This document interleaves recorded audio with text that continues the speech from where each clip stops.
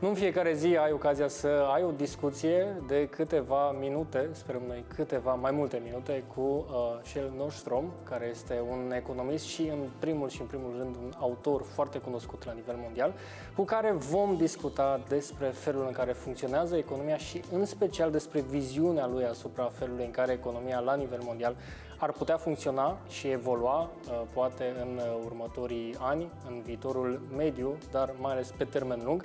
Bună ziua și acum vom continua în limba engleză. Thank you very much for being today with us, Kjell. Thank you for having me. It's a great pleasure and welcome to Romania, obviously. Good to be back in Romania, one of my favorite countries in Europe, actually. That's a really nice thing to say. Thank you very much. So, you are a really known author, and actually I had the pleasure to work on your book, on the translation of your book, The Monkey and the Money. Mm-hmm. You talk there, and you usually talk a lot about how we see and how we approach the future in economics. I will start maybe not so on the spot, but how do you feel like the economy is now evolving, and towards what? I think two things, maybe three, are happening at the same time. Number one, we economize everything. And why we do that is because economics is the science that deals with scarcity. And now, because of climate change, because of forces that are greater than ourselves, we really start to understand all resources are limited. There is no such thing as unlimited resources. So that's, I think, is a grand change. Everybody understands that, small children, elderly people. Number two, I think we start to understand that everything is transactions. We do a lot of transactions all the time. With our children, when we go and shop for food, if you go into a restaurant, we do hundreds of transactions in a day, actually. And each and every time we do that, we are a part of this magic system called market economy. In your book and in your work, and every time you talk about these topics, you talk a lot about globalization. If we talk about a country like Romania, what do you think is the place of a country like Romania in a globalized economy? Where does it fit with our specifics? Romania is a fellow European country in a family of 27 countries now, after Great Britain has left. Globalization, the way you and I and many of the viewers grew up with it, it was a time when every year meant that the world was a little bit more open. And 2 years later, even more open. Today, unfortunately, we can see that this is not the case. Actually, we close some parts of the world. I wouldn't go as far as saying closing down, but at least limit the flow. China is going in their own direction. Russia and Europe is going in different directions. I think we will have to live with this. And Romania, together with Sweden and 25 other countries, we are a European family that belongs, together with Canada and the US and Australia, in sort of a world that share the same ideas on how to build the society. So I think we are in the process now of redesigning the world a little bit. One of the resources that are not so accessible in recent times is obviously human resource. Mm-hmm. The labor market suffered a lot of changes, especially after the pandemics. In terms of evolution and how it could develop in the future, and considering what is happening with AI and all the robotics, how do you think the labor market will evolve in this part of the world? In this part of the world, and if we start with then Europe being this part of the world, I see AI, if we don't go into the technicalities today, as a co-pilot in everything we do. A co-pilot for the doctor, a co-pilot for the teacher, a co-pilot for the pilot, actually for the real pilots in an airplane. Co-piloting, and actually Microsoft now has this as their preliminary name of their technology, Microsoft 365 Copilot. That this is a technology that will be by your side, helping you on call. It's there on call. For you as a translator or a journalist or a doctor or a lawyer, I use it, well, not every day, every second day. And it is truly my co-pilot that I double check things with. This is here to stay. Having said that, I am one of those who believe that firstly, don't be so upset. This is just another step in the use of technology. So that's number one. Number two, this enables us probably to be more human than ever. It frees up time for the doctor to talk to you. It frees up time for the accountant or the banker to actually have a sit down with you for 20 minutes and talk about your savings and the future savings and your pension savings and what have you. Time that is precious today because people have to fill in various bureaucratic things. That leave no room for creativity. Leaves absolutely no room.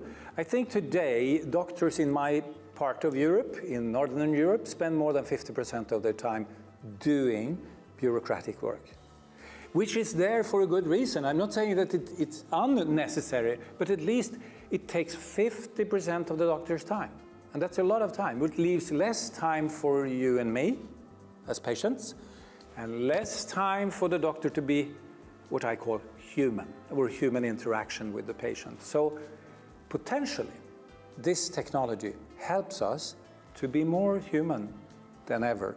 So in that sense, I believe that we will take a big step in a direction that will make both you and me and our children rather happy. There are problems with the technology, like any technology, but we can come back to that. You talked about AI being a co-pilot.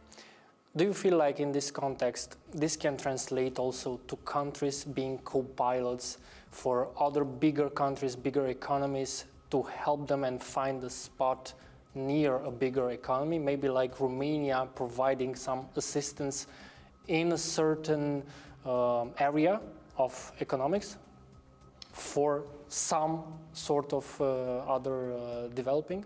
It's a fantastic question. And actually the answer, I think, is yes, because the principle of the market economy is actually specialization. Once competition increases, and once the access to knowledge becomes better, we specialize. That's the usual response. Countries specialize, companies specialize, and actually people specialize at the micro level.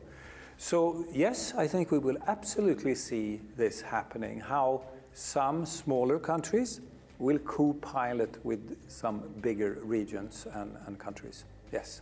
What do you think is the big next economic shift from our time that we should expect? Two things. Number one is, of course, the fact that we have to redo a lot of industrial processes because of climate change. We have to make steel in a different way.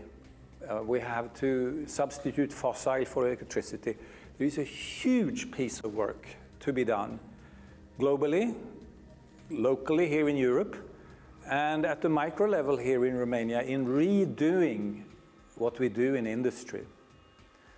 That will take 25 to 30 years to redo everything that we do and do it right this time. This time, yeah. This time. Hopefully to do it right.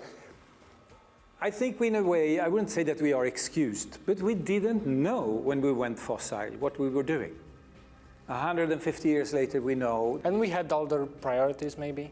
Other priorities to prolong our lives from on average 35, 40 to today 75, 80. That's almost double in those years. So we have made huge achievements, but of course with this horrifying price that we now understand. We have to redo a lot of what we have been doing. That's number one. And number two, globalization was not a process that continued ad infinitum, as you say. No, it was not. We can see now how the world is falling a little bit to pieces again. Bigger regions, but anyway regions. Do you think that, and I know that you're talking in your book about this thing, do you think that we're a bit maybe bored and fed up with doing good right now in terms of economical things and maybe democratical things? It seems like, yeah, we had that. It's so yesterday. It's just so yesterday. Yeah. We need something else, maybe like populism. Yeah, Let's call it something democracy else. is old stuff now. It's not in fashion. It's boring. It's boring. Let's go for Mr. Trump or something like more dynamic. You know, to a certain extent, I think, unfortunately, that there is something in this argument that we have forgotten in some parts of the world and started to take things for given. Young people in Scandinavia and in the 5 Nordic countries have no clue what Soviet Union is. Because they are born after 1989 and they have read about it maybe somewhere. TikTok maybe. TikTok, and there is a small story about it, but on average my students actually don't know very much about the Soviet Union, planned economies, that almost half of the world was a planned economy, sealed off from the rest of the world? No, they don't have a clue. Which means this reminds us actually of something which I think is worthwhile thinking of every now and then for all of us. Human beings have a memory. Institutions don't. Institutions don't have a memory. States don't have a memory. Companies don't have a memory. But we, you and I, have a memory. But when you and I disappear, the problem is that our memories also disappear. We write books and stuff, so there is a little bit of traces, of course, but it's a huge problem for us human beings that we tend to repeat failures. But this is well known from history, that we fall in the same trap again because we don't have institutional memories. You have in your book a really nice example, and I actually loved it. It stuck in my mind. That story about how China at some point was really good in exploring because they had an administration, let's say, that really invested in fleets and in exploring the area. And after that, the change of administration decided that the next better thing is to build a wall and not invest in exploring the world. And we can actually think how the world would have looked like if that shift didn't happen. Do you feel like today this is happening in our society and maybe in some big economies? Because that example of the wall being built reminds us of another wall that is being built right now in the US. You are exactly right. Walls are going up between Finland here in Europe and Russia. A physical wall with bricks and barbed wire, built as you and I sit here. The wall is discussed and built in the United States of America, and that wall is in this case to Mexico. There are other walls being built in terms of trade barriers that are discussed now almost on a daily basis. How much levy and tax should we put on Chinese cars, Chinese batteries? It's a wall. That's a type of wall, a virtual wall, but anyway. A mental wall? A mental wall. There are also mental walls. Yes. So now, unfortunately, after 40 years, maybe even more, 50 years of globalization, more and more open world, the walls are going up as you and I sit here and have a conversation. That's the bad news. The good news is that you can be sure these walls will go down one day too, like they did in generations before us. However, there's a big however, it might take 30 years or 90, I don't know, 14. Do you feel like this is stopping the civilization, the humanity, from reaching bigger goals? Because we are building walls while we actually say that, I don't know, we want to go to Mars, we want to explore the space, but we are not investing that much in this idea, or at least not how much we invest in building walls, in wars, and in all other stuff. It's a grand question that you ask. I'm not a psychologist, but I've understood from the area of psychology that one defense mechanism of a human being is to avoid things. If it becomes too threatening, you don't see it, you don't hear it, and you avoid what is happening. Just pretend that it doesn't exist. To some extent, of course, the fact that we are under pressure in terms of climate, but also other issues. I'm talking about unrest and war. And we pretend, let's go to Mars. I mean, it wouldn't be nice. We go to Mars. But give me that option now, I'm going. Yes, and I think many people, including Mr. Musk, feels like that. Let's do Mars here instead. Having said that, the challenges are enormous, and that with the fact that we build walls, I'm not sure that will in itself prolong the process of correcting the errors and mistakes that have been done. We will do them locally. Of course, China will do things on sustainability. They will do them in a different system, along the line of different principles, but they are doing it. We would perhaps say they are doing it wrong, or it's too fast or too slow. But it's systemic competition, and the good news is when we human beings compete and race, it actually delivers results sometimes. So what we will see is systemic competition also on this. So I'm not absolutely negative to the fact that we have 3, 4, 5 competing systems in the world, because that rivalry might well drive us faster in the right direction. You said when we started our conversation that Romania is one of your favorite countries. Yes. I'm curious, how do you see the potential of Romania, maybe some of the big cities of Romania, that are trying to fit in this global economy?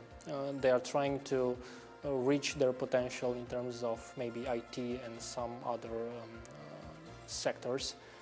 How do you see this potential, and where do you think the potential is for Romania? A great change of our time, and I think the indications come from east and west, from north and south, is that it matters less and less what, for example, a company actually is doing in terms of services or products. What becomes more important is how you do it, how the organization, how well the organization works, how well you're able to make it smooth, efficient, and effective, that people are motivated, rewarded in a proper way. This seems to be the future organization.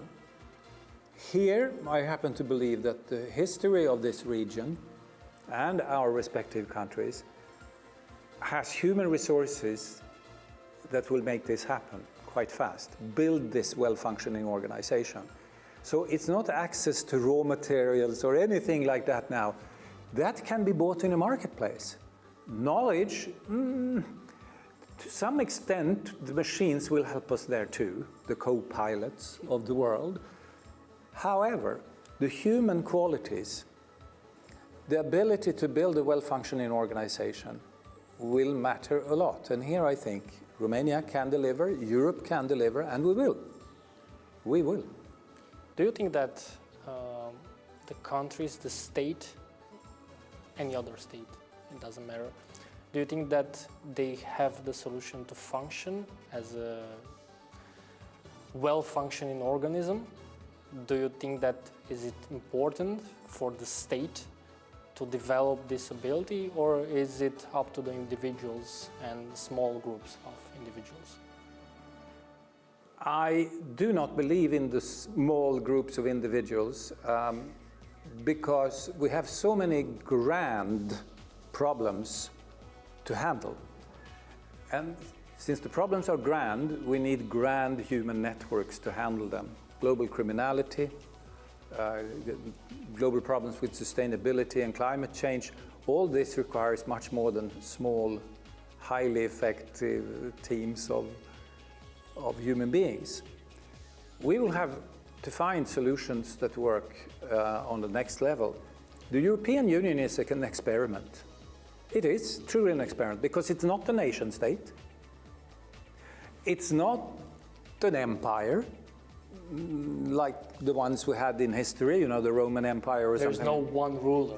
There is no one ruler that conquer. This is an organization that you apply to, and many want to become. You fight to be there. You actually fight to be there. So it's an experiment that is in search of how to organize what it is doing. So it gets a lot of critique, of course, because it is in search of something.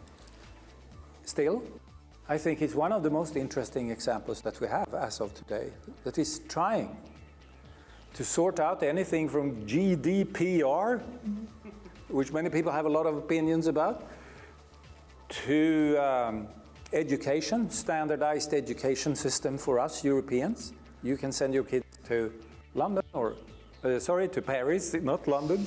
England No more London. No more for London. your kids.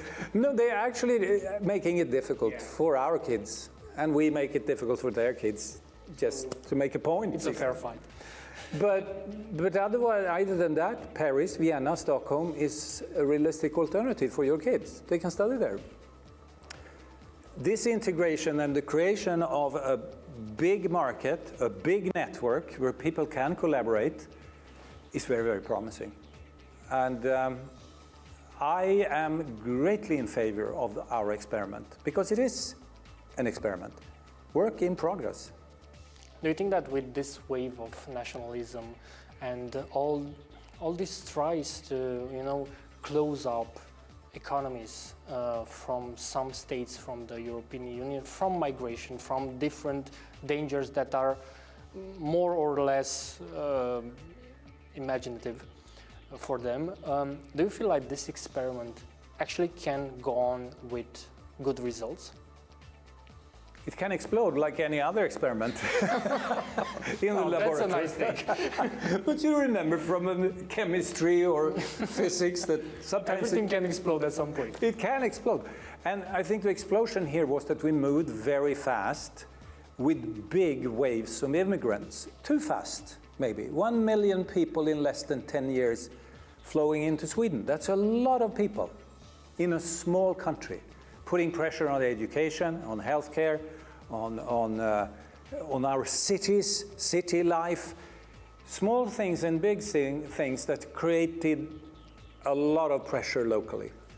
And no surprise, 20% of the population said, vote for a nationalist party, and said, we no more of this.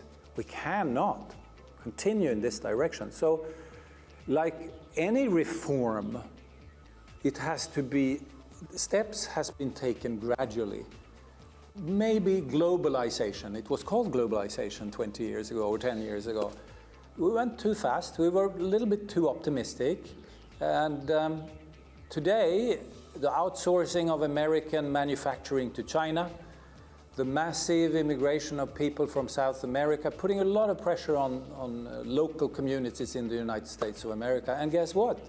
Out comes people that says, wait a minute here now, we have to hold back. Even in, this is too much. Even in a country that is made of immigrants. And by immigrants. Made of immigrants and by immigrants for immigrants. And still the immigrants themselves now say, wait a minute now, this is moving a little bit too fast. And maybe it was moving a little bit too fast. Technology is fast. The human brain has the same speed as it had 500 years ago. We feel things approximately at the same pace. now as we did 500 years ago. So even if the bands are broad and the screens are fantastic, our brain is pretty much the same. And one last question, and I kindly ask you to answer it really briefly. Do you feel like the monkey can save its planet? Yes. From itself, maybe? The monkey can, and the monkey will, and the monkey has done it before, but the pressure, unfortunately, has to be high enough. It required a world war before the European Union was formed. Before that, every 50th or 60th year, we had a war in Europe. Our armies moved back and forth, crisscrossed the region, and then we had this grand war, and eventually we came to the conclusion, maybe we should collaborate. Duh. But it required massive amounts of pressure. And then we did it. We finally did it, got our act together. Over and over, this monkey, we do this. We take it all the way to the brink. All the way to the brink. And there we go like, oh, okay, let's rethink this before we fall into the abyss. And for our audience, for the people that didn't read your book, the monkey is us. The monkey is the human beings, and is the main character maybe from your book. We are the main character in your book. Thank you very much for this conversation. Thank you. And see you again next year, next months, next years, whenever. Thank you very much. Thank you.